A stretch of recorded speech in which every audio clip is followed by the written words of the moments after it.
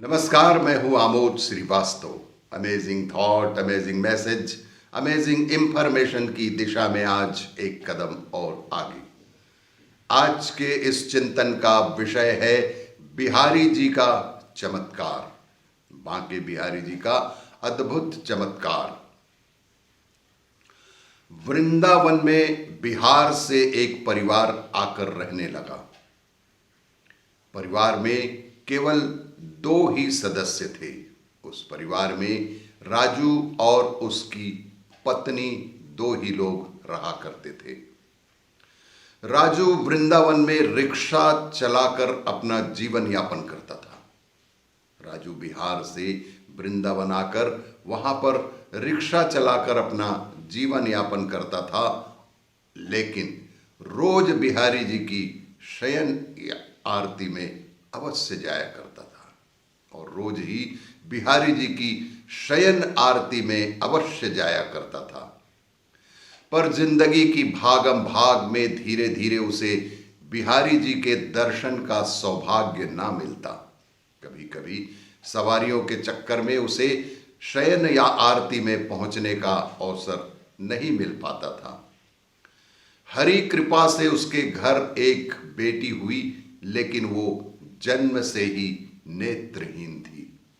उसने बड़ी कोशिश की, पर हर तरफ से निराशा ही हाथ लगी। उसकी बेटी अंधी ही पैदा हुई थी, अंधी ही रही।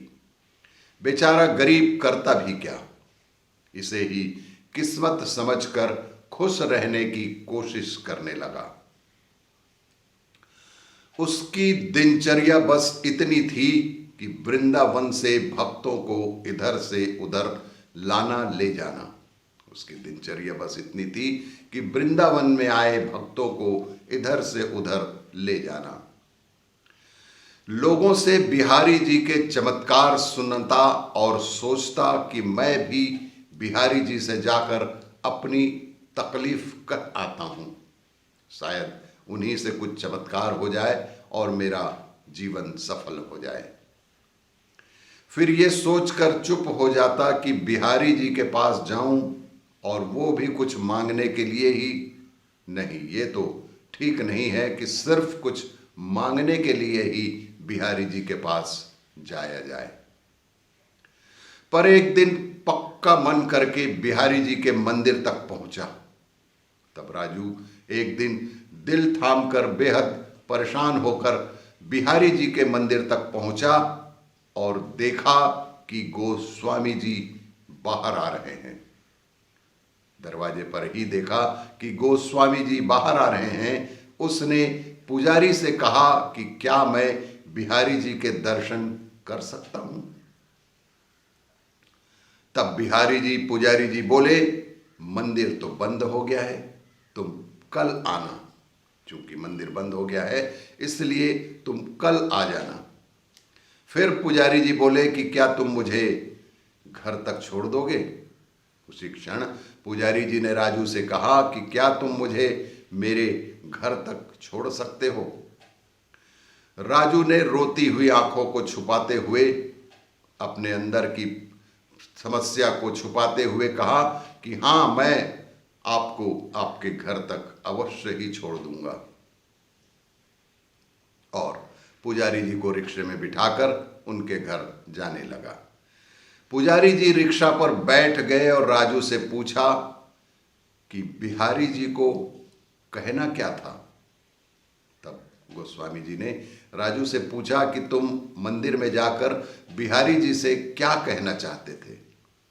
तब राजू ने कहा, बिहारी जी से अपनी बेटी के लिए आंखों की रोशनी मांगनी थी। वो बचपन से ही देख नहीं सकती है। बस यही मिन्नत करने मैं आज बिहारी जी के मंदिर में आया था। बातों बातों में पुजारी जी का घर कब आ गया राजू को पता ही न चला। घर आकर राजू ने जो देखा सुना वो हैरान कर देने वाला था। जब घर पहुंचा राजू तो जो कुछ भी उसने देखा वह बेहद हैरान कर देने वाला था। घर आकर राजू ने देखा कि उसकी बेटी दौड़ भाग कर रही है। उसकी बेटी घर में दौड़ भाग कर रही है उसने अपनी बेटी को उठाकर पूछा कि ये कैसे हुआ। उसने अपनी बेटी को गले से लगाया, खूब प्यार किया और पूछा कि ये सब कैसे हुआ। तब बेटी बोली, पिताजी आज एक लड़का मेरे पास आया, आज एक लड़का मेरे पास आया और बोला कि तुम ही राजू की बेटी हो। और उसने मुझसे पूछा कि क्या तुम ही राजू रिक्शे वाले की बेटी हो। तब मैंने जैसे ही हाँ कहा तो उसने अपने दोनों हाथ मेरी आंखों पर रख दिए। फिर मुझे सब कुछ दिखने लगा, पर वो लड़का मुझे कहीं नहीं दिखा।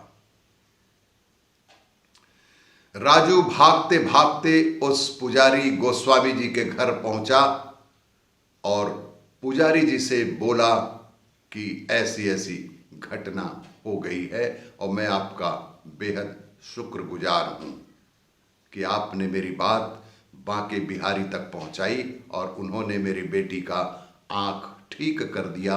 अब मेरी बेटी देखने लगी है। आश्चर्य से पुजारी जी ने बोले कि मैं तो 2 दिन से बीमार हूं, मैं तो 2 दिन से बिहारी जी के दर्शन को मंदिर ही नहीं जा सका हूं। निश्चित रूप से यह बांके बिहारी जी का ही चमत्कार है। राजू, यह बांके बिहारी जी का ही चमत्कार है, इसमें मेरा कोई भी हाथ नहीं। और भी इसी तरह की जानकारियों के लिए देखते रहिए मेरा वीडियो। लाइक करें, शेयर करें और सब्सक्राइब अवश्य करें। धन्यवाद।